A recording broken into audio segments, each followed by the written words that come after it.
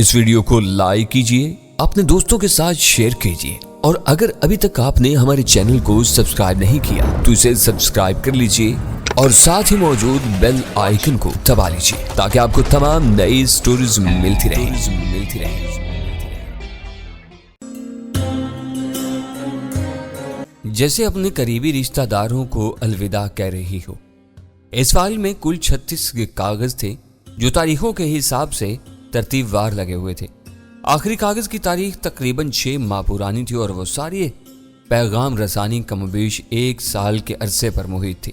S T F والوں نے واپسی پر مجھے گھر پر اتارا تو اول خان کی دوسری گاڑی باہر موجود تھی۔ وہ اپنے دفتر جانے کی بجائے میری کارگزاری کا جائزہ لینے کے لیے وہاں آ گیا تھا۔ ان کاغذوں کو پینسل سے ترتیب وار نمبر ڈال کر ہم آپس میں بانٹنے لگے۔ اکرم الہی نے اپنے مضمون مقاصد کے لیے جو مواد اکٹھا کیا تھا وہ ہمارے لیے چشم کشا ثابت ہوا۔ فورڈ فاؤنڈیشن والے خود پس پردہ رہ کر فریڈم انٹرنیشنل کے ذریعے پاکستان کے قومی مسائل میں کھل کر مداخلت کر رہے تھے۔ ان کے بھیجے ہوئے پیغامات میں کام اور موضوعات کی نشاندہی کے ساتھ ساتھ ان افراد کے نام بھی موجود تھے جن کو مقامی سطح پر لوگوں کی حمایت اور پشت پناہی فراہم کی جاتی تو وہ سنگین مسائل کھڑے کر سکتے تھے۔ ان میں سے بعض نام اخباری سرخیوں کی زینت بن چکے تھے۔ وہ 36 فیکس اور ٹیلیکس پیغامات یہ ثابت کرنے کے لیے کافی سے زیادہ تھے کہ عالمی سطح پر انسانی حقوق، آزادی اظہار رائے اور باہمی رواداری جیسے دلخوش کن نعرے لگانے والی فورڈ فاؤنڈیشن پاکستان میں علاقائی اور لسانی عصبیتوں کو پروان چڑھانے کی سازشیں کر رہی تھی۔ بات یہیں پر ختم نہیں ہو جاتی تھی بلکہ 3 مختلف پیغامات میں ایک ایسا نام مشترک تھا جس سے تعاون پر گہرا زور دیا گیا تھا۔ وہ نام مراد ظریف کا تھا۔ اپنی لفظی ترکیب سے وہ کسی مقامی مسلمان کا نام معلوم ہوتا تھا۔ پیغامات میں کہیں اس کا کوئی پتہ یا فون نمبر موجود نہیں تھا۔ بس پہلے پیغام میں یہ کہا گیا تھا کہ باقی تفصیلات فون پر بتا دی جائیں گی، جبکہ ان 36 کاغذوں میں گاہے گاہے نظر آنے والے ناموں کے بارے میں ایسی رازداری سے کام نہیں لیا گیا تھا۔ ہر نام کے ساتھ اس سے رابطے کا کوئی نہ کوئی ذریعہ، رابطے کا مقصد بھی درج تھا، لیکن مراد ظریف بس ایک نام تھا۔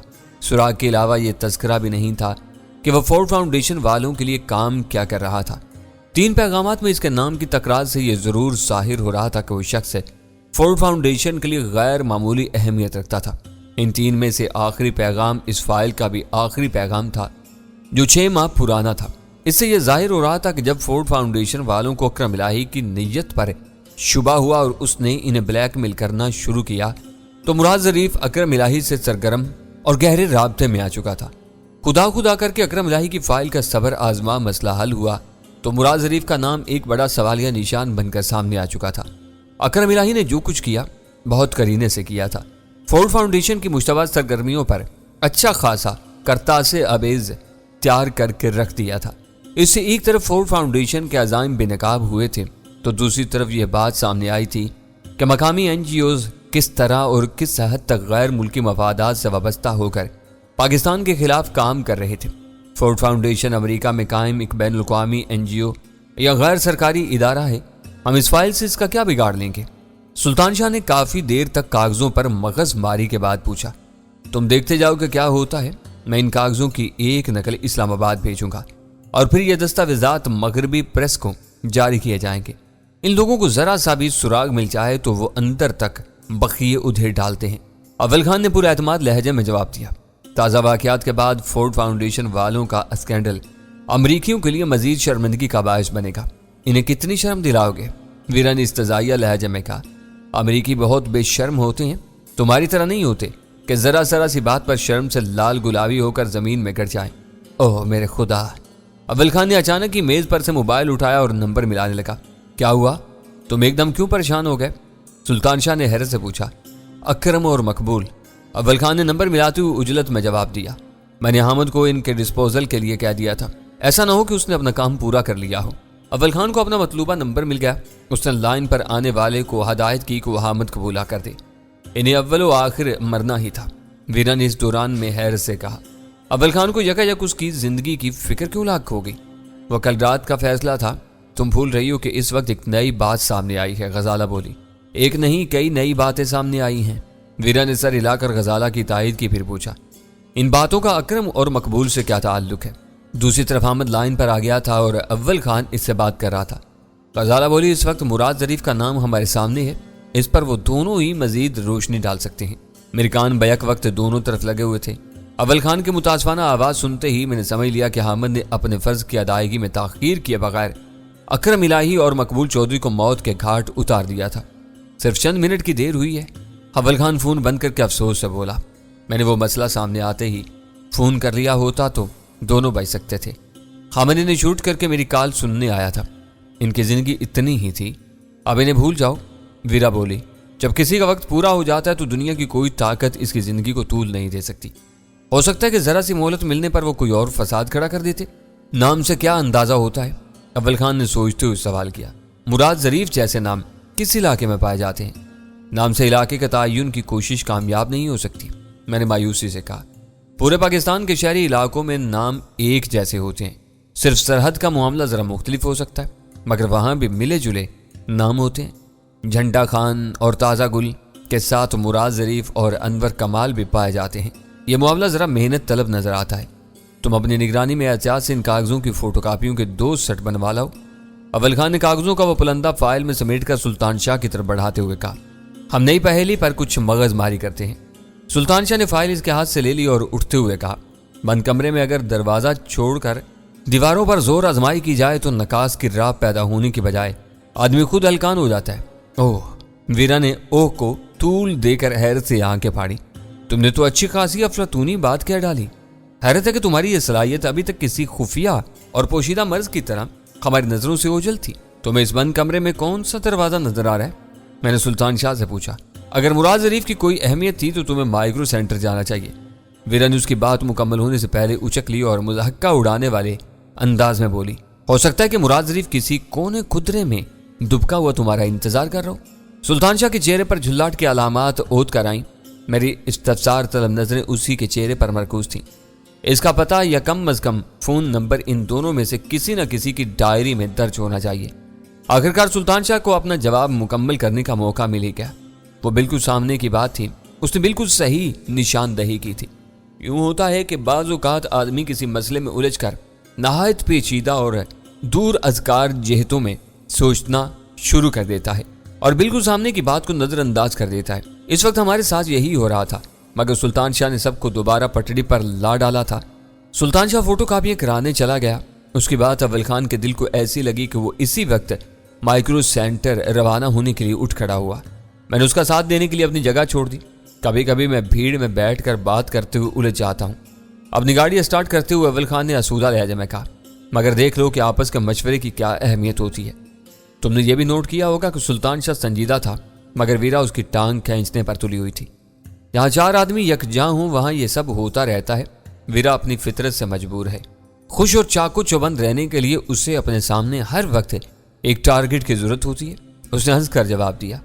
مائکرو سینٹر سے اکرم الہی کے خفیہ فرار اور پھر ویرا کے ہاتھوں دوبارہ گرفتاری کے بعد وہ عمارت ویران ہو گئی تھی۔ اس میں باہر سے داخلے کا کوئی راستہ غیر مکفل نہیں تھا، لیکن چھت کے راستے اندر اترا جا سکتا تھا۔ ہم نے اسی راستے سے اپنے آدمی اندر اتار کر مائکرو سینٹر میں بٹھا دیے تھے۔ ان کی موجودگی کی وجہ سے ہم آسانی سے عمارت میں داخل ہو سکتے تھے۔ اول خان نے اپنی گاڑی عمارت سے کچھ دور چھوڑ دی۔ ہم دونوں درمیانی فاصلہ طے کر کے عمارت کی پشت پر پہنچے تو بلٹ پروف شیشے کے پیچھے اول خان کا ایک آدمی کرسی پر براجمان تھا، مگر اس کے چہرے پر ہوائیاں اڑ رہی تھیں۔ ہم دونوں کی صورت دیکھتے ہی اس نے وزنی آہنی دروازہ کھول کر اول خان کو تعظیم پیش کی، مگر اس کے چہرے پر پھیلی ہوئی گھبراہٹ میں کوئی فرق نہیں آیا تھا۔ کیا بات ہے دلیر خان؟ اول خان نے نرمی سے سوال کر کے اس کا حوصلہ بڑھایا۔ تم پریشان نظر آ رہے ہو صاحب، بہت پریشانی کا بات ہے۔ دلیر خان نے اپنی پیشانی پر ہاتھ پھیرتے ہوئے کہا، ہم 20 دفعہ نیچے اوپر گیا مگر اکبر علی غائب ہے۔ آدھے گھنٹے سے ہم پریشان ہیں۔ اول خان کے ساتھ میں بھی چکرا کر رہ گیا۔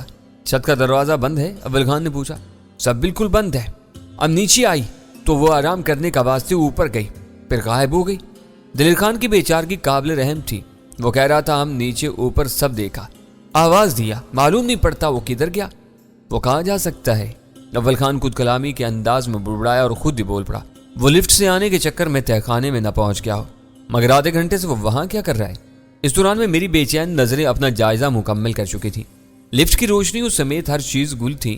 حد یہ تھی کہ قدرے گرمی ہونے کے باوجود پنکھا تک نہیں چل رہا تھا۔ میں نے دلیر خان سے پوچھا، بجلی کب سے گئی ہوئی ہے؟ یہ پہلے سے گیا ہوا ہے اور گرمی تھا۔ ام اکبر علی سے نسوار لینے اوپر گیا، وہ غائب تھا۔ پریشان ہونے کی ضرورت نہیں، میں نے اول خان کو دلاسا دیا۔ میرا خیال ہے کہ وہ نیچے پھنسا ہوا ہے، یہ اتفاق ہے کہ ادھر وہ نیچے گیا اور ادھر بجلی چلی گئی۔ جنریٹر چلا کر ابھی دیکھ لیتے ہیں۔ سسٹم میرے لیے اجنبی نہیں تھا، مگر اسے سمجھنے میں مجھے ذرا سا وقت صرف ہوا۔ جنریٹر چل جانے کے بعد جوں ہی بجلی بحال ہوئی، چند ثانیوں بعد لفٹ اندھے تہہ خانے سے گراؤنڈ فلور پر آ گئی۔ دروازہ کھلا اور اکبر علی نے باہر آتے ہی اول خان کو دیکھا اور تپاک سے سلیوٹ پیش کر دیا۔ وہ دلیر خان کی طرح زیادہ پریشان نہیں تھا۔ تم تہہ خانے میں کیوں گئے تھے؟ اول خان نے ناراضی سے سوال کیا۔ صاحب غلطی سے آخری بٹن دبا دیا تھا، دروازہ کھلا تو وہ نئی جگہ تھی، پھر ہر طرف اندھیرا ہو گیا۔ میں نے ایک ایک کر کے سارے بٹن دبائے لیکن لفٹ ٹچ سے مس نہ ہوئی۔ اکبر علی معصومیت سے بتایا۔ وہ پہاڑوں اور ویرانوں میں بسیرا کر کے بے جگری سے دشمن کے سر اتار لینے والے بے لوث سپاہی تھے، شہری زندگی کے جھمیلوں سے زیادہ واقف نہیں تھے۔ اول خان نے اسے مزید کوئی سرزنش نہیں کی کیونکہ وہ سراسر بے قصور تھا۔ دلیر خان اپنے ساتھی کو صحیح سلامت دیکھ کر خوش نظر آنے لگا تھا۔ ہم دونوں لفٹ سے دوسری منزل کی طرف روانہ ہو گئے جہاں اکرم الہی کی خوابگاہ تھی۔ اسے معزول کرنے کے بعد مقبول نے بھی اپنا فلور چھوڑ کر اسی کمرے میں اپنا قبضہ جما لیا تھا۔ کمرے میں ٹیلی فون کی 2 ڈائریاں تھیں، ایک زیادہ پرانی تھی جس میں نمبروں کی تعداد بھی زیادہ تھی، دوسری نسبتاً نئی معلوم ہو رہی تھی۔ ہمارے پاس ان دونوں کے انداز تحریر کا کوئی موازنہ نہیں تھا جس کی بنا پر ڈائریوں کی ملکیت کا تعین کیا جا سکتا۔ ہم نے مشورے سے فیصلہ کیا کہ پرانی ڈائری اکرم الہی کی ہونی چاہیے تھی۔ اس ڈائری میں ہمیں مراد ظریف کے نام کے سامنے 4 فون نمبرز مل گئے جو مختلف شہروں کے تھے۔ دوسری ڈائری میں مراد ظریف کے صرف 2 نمبر تھے، ان میں سے ایک مشترک تھا، دوسرا نمبر نیا مگر حیدرآباد کا تھا۔ سلطان شاہ کے مشورے کے نتیجے میں ہمیں کامیابی حاصل ہو چکی تھی۔ مراد ظریف جو ہمارے لیے صرف ایک نام تھا، اس کا ابتدائی سراغ مل چکا تھا۔ میں نے شہروں کے کوڈ سمیت وہ 5 فون نمبر ایک الگ کاغذ پر نوٹ کر لیے۔ اگلا مرحلہ ٹیلی فون ڈائریکٹری کی تلاش کا تھا کیونکہ حیدرآباد کے سوا باقی شہروں کے کوڈ ہمارے لیے نئے تھے، مگر پھر مقبول کی ڈائری کی ابتدا ہی میں ہمیں پاکستان بھر کے شہروں کے کوڈ نمبروں کی فہرست مل گئی۔ دونوں ڈائریوں کا مشترک نمبر نواب شاہ کا تھا، بقیہ 4 نمبر حیدرآباد، شہداد پور، عمرکوٹ اور میر پور خاص کے تھے۔ مراد ظریف سیلانی آدمی معلوم ہوتا ہے۔ اول خان نے وہ کام مکمل ہونے پر تبصرہ کیا۔ غور کرنے کی بات یہ ہے کہ اس کا سیر سپاٹا سندھ کے مخصوص علاقے تک محدود ہے۔ عمرکوٹ سے شہداد پور تک کی پوری پٹی تھر کے صحرائی علاقے سے بہت قریب بلکہ متصل ہے، اور وہاں رسل و رسائل کی مناسب سہولتیں نہ ہونے کے باوجود بہت سی NGOز خاموشی سے کام کر رہی ہیں۔ میں نے اس کی توجہ دلائی۔ تم بالکل صحیح سمت میں سوچ رہے ہو، ممکن ہے کہ مراد ظریف بھی کسی NGO کا سربراہ ہو۔ اس نے اعتماد سے کہا۔ اب ہم جلد ہی اس کا سراغ لگا کر اس تک پہنچ جائیں گے۔ میں کام میں تاخیر کا قائل نہیں تھا۔ مائکرو سینٹر کے تمام ٹیلی فون کاٹے جا چکے تھے، لیکن اس کمرے میں اکرم الہی کے زیر استعمال ایک نمبر ہم نے دانستہ کھلا رکھا تھا۔ اس نمبر پر اکرم الہی سے بات کرنے کے بعد ہی بوب رافیل ہمارے ہتھے چڑھا تھا۔ میں نے چند ثانیوں تک غور کرنے کے بعد سب سے پہلے نواب شاہ کا نمبر ملانے کا فیصلہ کیا کیونکہ وہ نمبر دونوں ڈائریوں میں درج تھا اور اس پر مراد ظریف کے ملنے کے زیادہ امکانات تھے۔ دوسری گھنٹی پر کسی مرد نے نرمی سے ہیلو کہا تھا۔ جو ہی میں نے مراد ظریف سے بات کرنے کی خواہش ظاہر کی، اس کا لب و لہجہ ایک دم تبدیل ہو گیا۔ اس نے گراتی ہوئی آواز میں کہا، یہاں کوئی مراد نامراد نہیں رہتا۔ آئندہ تم نے اس کے لیے یہاں فون کیا تو ہم سے برا کوئی نہیں ہوگا۔ یہ کہہ کر میری مزید کوئی بات سنے بغیر فون بند کر دیا گیا۔ میری مایوسی پر اول خان نے حیرت ظاہر کرتے ہوئے تسلی دی۔ بہت اچھی ابتدا ہے۔ نواب شاہ والے کے غصے سے ظاہر ہوتا ہے کہ وہ اسے جانتا ہے اور کسی وجہ سے اس کا دشمن ہے۔ ایسے معاملوں میں دوستوں سے زیادہ اچھی مخبری دشمن کرتے ہیں۔ اس کی بات معقول تھی۔ اگر کہیں اور سے اس کا کوئی پتہ نہ ملتا تو نواب شاہ والوں پر محنت کی جا سکتی تھی۔ میں نے بقیہ نمبروں پر قسمت آزمائی شروع کر دی۔ میری دلی خواہش تھی کہ ہم مائکرو سینٹر سے نکلنے سے پہلے اپنے نئے حریف کا کوئی پتہ یا ٹھکانہ دریافت کر لیں تاکہ اگلی کارروائی کا فیصلہ کیا جا سکے۔ شہداد پور اور میر پور خاص کے نمبر ایسے ہوٹلوں کے تھے جہاں قرب و جوار کے دیہات اور منڈیوں سے آنے والے بیوپاری 1-2 روز کے لیے چھوٹے چھوٹے کمروں میں قیام کرتے اور چلے جاتے تھے۔ ایسے چھوٹے ہوٹلوں میں سب کچھ مالکان کی یادداشت اور ثوابدید پر چلتا ہے، اس لیے آنے جانے والوں کا کوئی باضابطہ ریکارڈ نہیں رکھا جاتا۔ مراد ظریف کے بارے میں ان ہوٹلوں سے کوئی مدد نہیں ملی۔ عمرکوٹ کے فون نمبر میں کوئی خرابی تھی کہ وقفے سے کی جانے والی کئی کوششوں کے باوجود وہ نمبر مصروف ملتا رہا۔ آخرکار میں نے حیدرآباد کا نمبر ملا ڈالا۔ پہلی بار وہ نمبر بھی مصروف تھا۔ مگر دوسری کوشش میں مل گیا۔ نواب شاہ والوں کی طرح وہ شخص مراد ظریف کا بدخواہ نہیں تھا۔ اس کا نام سن کر وہ بولا، بابا ذرا صبر کرو، نیچے بات کراتے ہیں۔ یہ کہہ کر فون کا ریسیور نیچے رکھ دیا گیا۔ پس منظر میں بچوں کی آوازیں سنائی دے رہی تھی۔ صبر کا وہ سلسلہ خاصا طویل ثابت ہوا۔ پھر کسی نے دوسرا ریسیور اٹھا لیا۔ کون ہے؟ کس سے بات کرنا چاہتے ہو؟ مجھ سے محتاط لب و لہجے میں پوچھا گیا۔ میں اللہ بخش بول رہا ہوں، مراد سے میری بات کرا دو۔ میں نرمی سے التجا کی۔ کون اللہ بخش؟ تم کہاں سے بول رہے ہو؟ اس مراد کے بارے میں میری بات سنی انسنی کر دی۔ اس دوران میں بچوں کی آوازیں غائب ہو چکی تھیں۔ شاید اوپر کا ریسیور رکھ دیا گیا تھا۔ میں تمہیں کیا بتاؤں کہ میں کون اللہ بخش ہوں؟ میں نے بے بسی سے کہا۔ مراد ہوتا تو وہ میری آواز سے پہچان لیتا کہ میں میرپور خاص والا اللہ بخش ہوں، آلو اور پیاز کا بیوپاری۔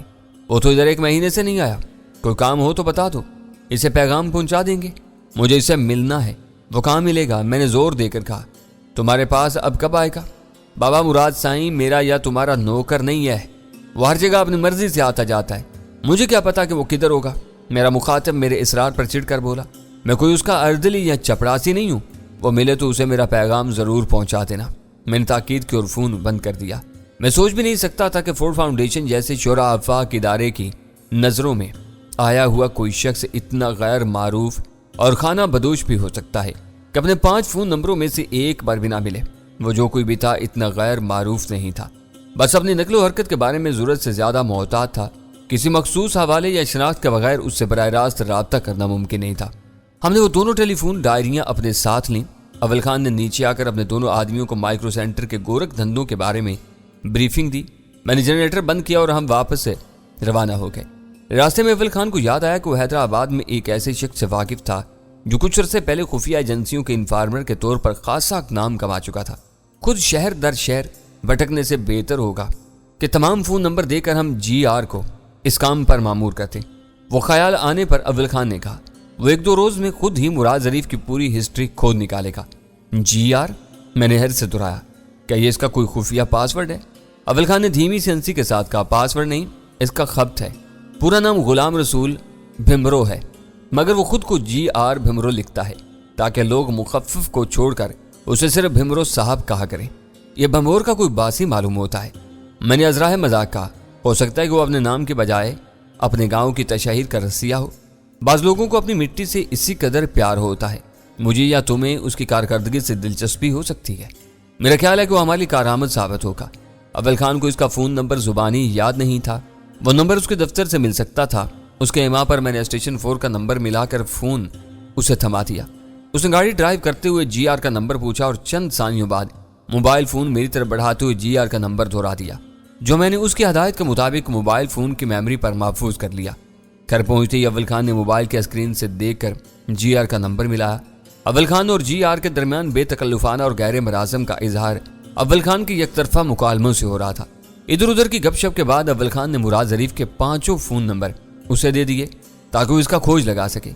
GR کے لیے مراد ظریف کا نام اجنبی نہیں تھا، لیکن وہ فوری طور پر یہ یاد کرنے میں کامیاب نہیں ہو سکا کہ اس نے مراد ظریف کا نام سنا تھا۔ بہرحال اس نے وعدہ کر لیا کہ وہ جلد از جلد اپنی معلومات سے ہمیں آگاہ کر دے گا۔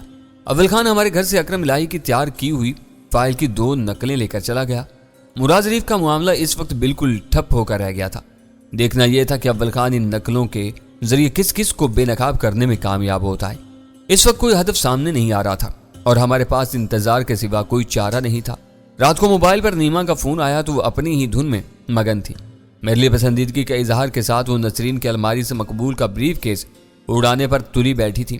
نیما کی بے خبری سے ظاہر ہو رہا تھا کہ مقبول چودھری کے بریف کیس سے دیے ہوئے 50,000 روپے نسرین کے لبوں کا کفل بن چکے تھے۔ اس نے میری ہدایت پر عمل کرتے ہوئے کسی کو بریف کیس کے سامان سے محرومی کے بارے میں نہیں بتایا تھا۔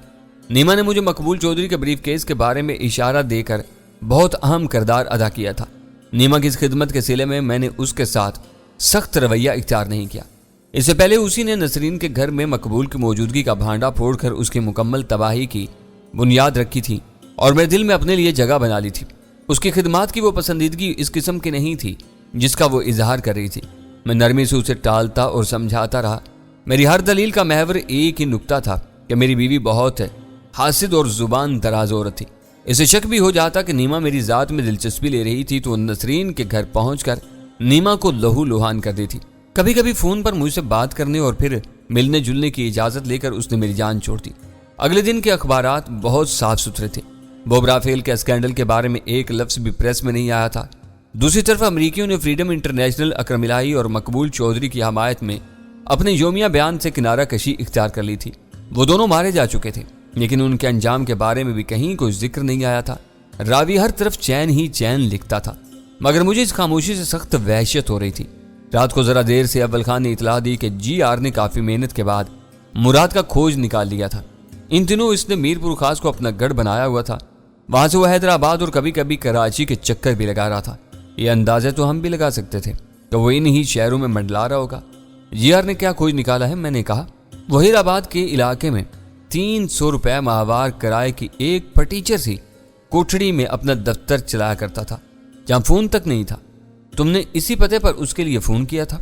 वो फोन माल के जायदाद के पास है। वो चाहता है तो मुराद के दफ्तर वालों को लाइन दे देता है, वरना वहां रखा हुआ नुमाइशी फोन हर वक्त बेजान रहता है। अव्वल खान ने बात आगे बढ़ाई। तुमने हर जगह माजी का सीगा इस्तेमाल किया है। आज की सूरत क्या है? अब वो पजीरो जीप में घूमता है। इसके एक हाथ में मोबाइल फोन और दूसरे में गोल्ड लीफ का पैकेट दबा हुआ होता है। सब हैरान है कि बरसों के बाद उसकी ये काया पलट कैसे हुई है। GR भी इसके हालात में तब्दीली का सबब मालूम नहीं कर सका। इसे वक्त ही कितना हुआ है। इसके बताए बगैर भी तुम समझ सकते हो कि यह सब फोर्ड फाउंडेशन की अनायात का लाजमी नतीजा है। वो जिस पर मेहरबान हो उसके दिन फिर जाते हैं। अगर इस पर बड़ी सरमायाकारी की गई है तो वो कोई बड़ा काम ही कर रहा होगा। मैंने कहा, पजीरों में घूमते हुए वो खुद को मीरपुर खास का शहनशाह जरूर समझता होगा। मीरपुर खास छोटा सा जरी शहर है, मगर तुम इसे बेमाया न समझो। फसल कटने के बाद धूल और कीचड़ से अटे हुए कच्चे रास्तों पर जमींदारों के बच्चे नए मॉडल की पजीरों और दूसरी गाड़ियां दौड़ाते फिरते हैं और फिर अगली फसल की तैयारी और कटाई से पहले ही कलाश होकर इन गाड़ियों को ओने पोने में बेच डालते हैं। मैंने उसकी बात काट कर एक सुनी सुनाई हकीकत बयान कर दी। ज़राअत के शोबे में हारी से जमींदार तक का यही हाल है। अपनी अपनी हैसियत के मुताबिक सब हर साल इस गर्दिश से गुजरते हैं। बुरे दिनों में बनाए हुए अच्छे मंसूबे और नेक इरादे नई फसल के रेले में खसो ख्वाहिशात की तरह बह जाते हैं। अव्वल खान दर्दमंदी से बता रहा था, यह हमारी मईशत की सबसे ज्यादा सफाक हकीकतें हैं।